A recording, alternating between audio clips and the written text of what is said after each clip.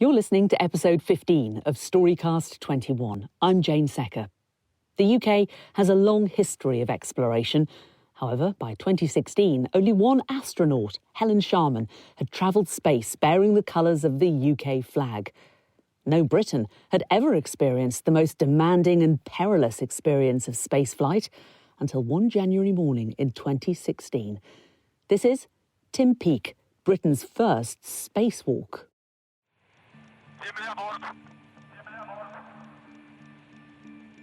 My name is Tim Peake, and I'm an astronaut with the European Space Agency.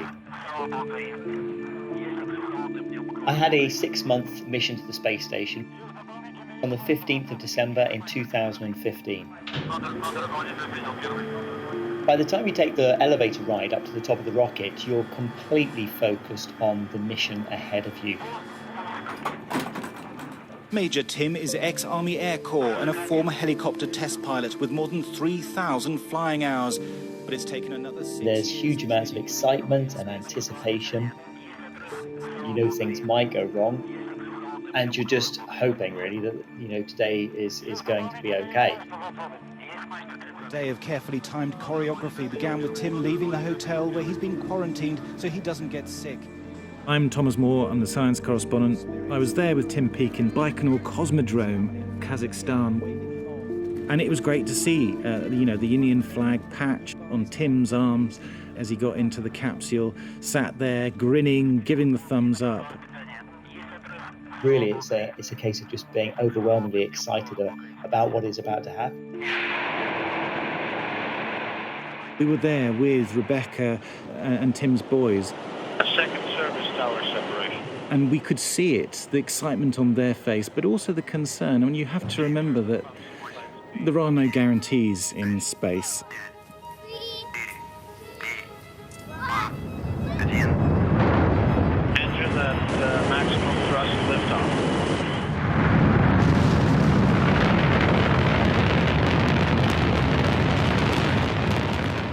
I was about a kilometre away, standing with a team from Sky. Not only was the flame blindingly bright, but the noise was so loud that it reverberated in our chests. After 6 years of training, Tim Peake finally ripped through the Kazakhstan skies. Just 45 seconds after launch, his Soyuz rocket was nearly 7 miles high and travelling at more than 1,000 miles an hour. So obviously your acceleration builds and builds and builds up to about 4 Gs, and that's when you're really pushed into the back of the seat. Stage 1 separation confirmed. You've got to get up to 25 times the speed of sound. Rebecca and the boys are spellbound.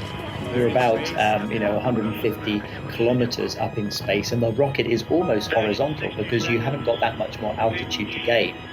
And 9 minutes into the flight, the last rocket engine cuts out, and Tim feels weightlessness for the first time. A Brit is back in space.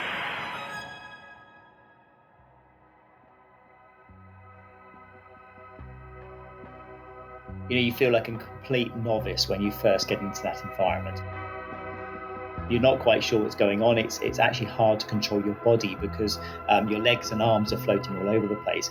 The Soyuz is in orbit at an altitude of 140 miles. Mission Control must now do its sums to catch up with the ISS, orbiting 250 miles above the Earth. A first engine burn moves the Soyuz from its insertion orbit up into a... I had a 6-month mission to the space station. The science program never stops. It's going 24/7, 365 days a year. And as a crew member, your job is to pick up those experiments. The process is repeated to move it into the same orbit as the ISS. A side thruster then changes... I've always been fascinated in pushing the boundaries. And when I launched to space, I desperately wanted to do a spacewalk. And I knew that there was a chance of doing a spacewalk, but you're never guaranteed one. We'll just see if we can pick up where they're at in the operation.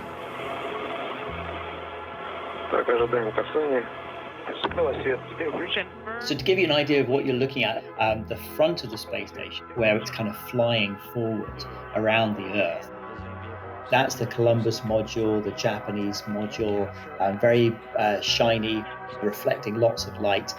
Then you move your way back to the main truss, and that's like this sort of corrugated metal structure where the solar panels are mounted. That's the length of a football pitch. And then as you move further back down the space station, you're looking towards the Russian segments, which are smaller diameter and painted white. So the space station kind of changes color as you move down. So I'd be standing by for contact. Contact has been confirmed. And the visiting vehicle officer here in Houston confirming contact and capture has occurred. So Tim Copra, Yuri Malenchenko, and Timothy Peake now docked to the International Space Station coming at... So Tim was with two other astronauts. There was a NASA astronaut called Tim Copra, and the Russian commander was Yuri Malenchenko. He had been to space many times, whereas Tim Peake, this was his first mission. Well, the station was flying 252 statute miles over the country of India. So again, when you arrive on the space station, you get a huge sense of satisfaction from being able to just push off with one finger, float down the space station, and end up exactly where you want to go. And it can only be totally weird to sleep while floating in a sleeping bag, while down below you see the Earth spinning gently below you. Well, there we can see Tim Peake on the big Sky News wall. Station, this is Sky News London. How do you hear me? Yeah, I think what's happening now is he's talking to NASA, he's talking to all the different sound people. London, and hello to everybody at the National Space Centre, Leicester. I hear you loud and clear. Fantastic, Tim. It's great to join you. Thank you so much for joining us. I've always been fascinated in exploring what we can do better. And everything you touch is just cutting-edge technology. But not only was Tim Peake the first Briton to travel to the International Space Station, he had this dream of walking in space, a perilous undertaking, of course, and the pinnacle of spaceflight, floating tethered to a space station while it orbits the Earth at 17,000 miles an hour. I was quite fortunate that something broke on the space station, one of the solar panels. So we had to go out and replace that component in order for that part of the solar panel to work again. For me, it was the view of Earth that motivated me. Okay, guys, let us talk for just a second. Everything looks good. Just hang out for a second and we'll give you final words. We still got 17 minutes in working eclipse. My spacewalk was on the 15th of January in 2016. We actually spent the whole morning preparing for our spacewalk. We get into our suits quite early. We go into the airlock. This work by Copra and Peake is required to properly seat the replacement sequential shunt unit. And you're obviously concerned that everything goes as smoothly as possible, so you do everything in your power to prepare for it. It's a bit like a rock climber planning a very difficult rock climb. Internal short back November 13th. What's the body position going to be? How am I going to get across that challenging obstacle? What's an alternative route if that route doesn't work out? It's 0012. We had to go to the very, very furthest edge, carrying this component the size of a small fridge, and we could only change it during darkness because there was live electricity flowing down this panel. So we had only 40 minutes of darkness as the ISS orbits the Earth, where we could safely get this job done. Yeah, let me get a little bit more forward. I think that will help. Being the first Briton to undertake a spacewalk, it didn't really weigh on me. I was in the airlock and all I was thinking about was I've got to get all of this equipment out to Tim Copra without any of it getting tangled. Okay, I'm coming out. Okay. Let's watch the lines as you come out. Yeah.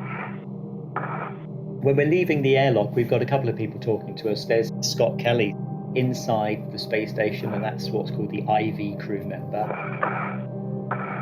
And we're also talking to Mission Control. Okay. I'll just watch that tether when I go back in. Okay. And they will run the entire spacewalk. I'll put a local down and I might be able to. Okay. Tim was in constant communication with Mission Control back in Houston. They regularly talk to both astronauts, reassuring them, telling them how they're performing against the clock, whether they're on schedule. On a spacewalk, it comes down to individuals to concentrate, to focus, and to not make mistakes. You're also operating in an environment where if something does happen, you have limited time to put it right. You know, our spacesuits could probably keep us alive for about 30 minutes if there's a small hole in the suit, for example. But if we rip our glove more than 6 millimeters, that's it, game over.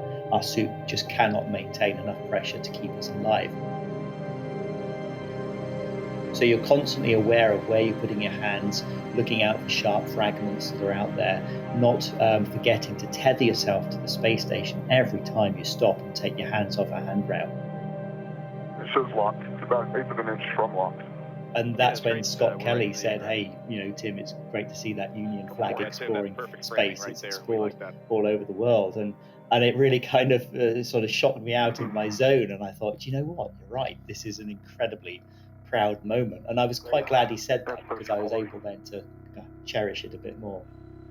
Guys, we got good KU. We're watching sunset right along with you. 3 minutes until we get started here.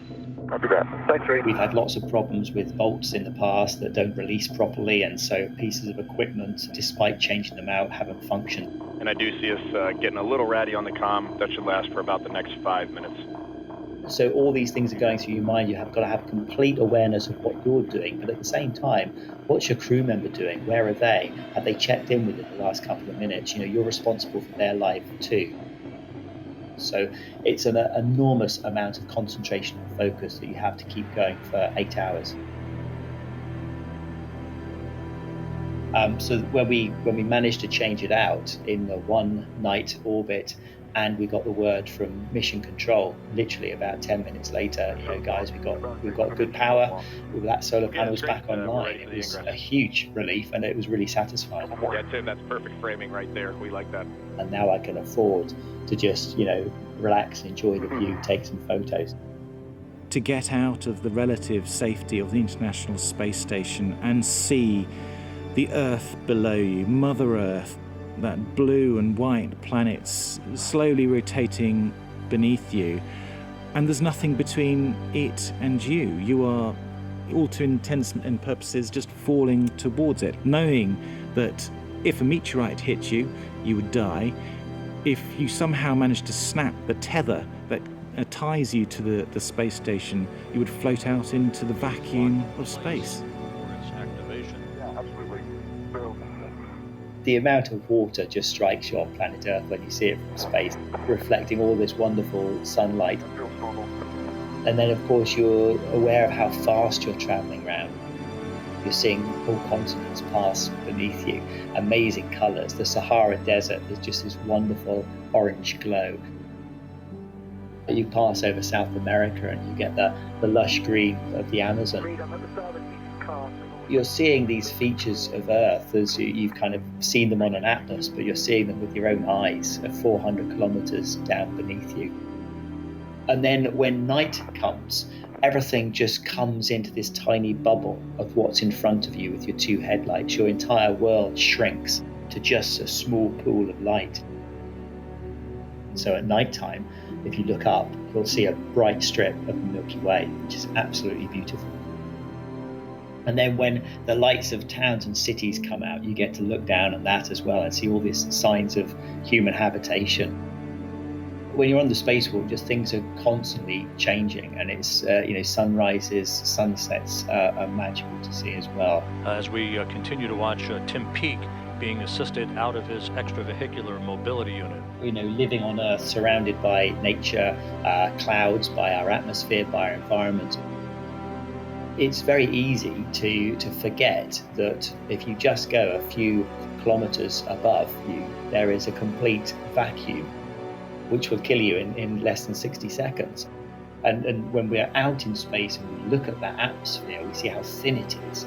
It really brings home just how vulnerable we are as a species, as life on Earth is vulnerable. You know, it's reliant on that atmosphere to keep going. So I think your perspective certainly does change when you see Earth from space. It's an awe-inspiring view.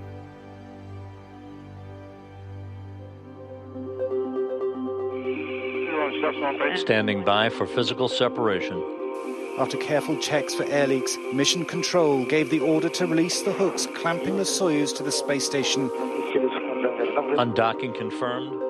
The 6 months on the ISS were just remarkable. Central Time. to be part of a dynamic team, to be contributing to something that has such benefit to humanity. So it's an enormous privilege to be there. Only when at a safe distance did they ignite the engines, the moon providing a stunning celestial backdrop.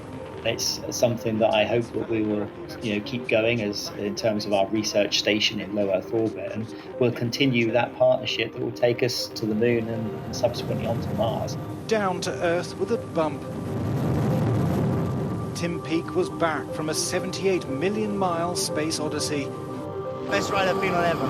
Truly elated. I mean, just the smells of Earth are so strong. It's just wonderful to be back in fresh air.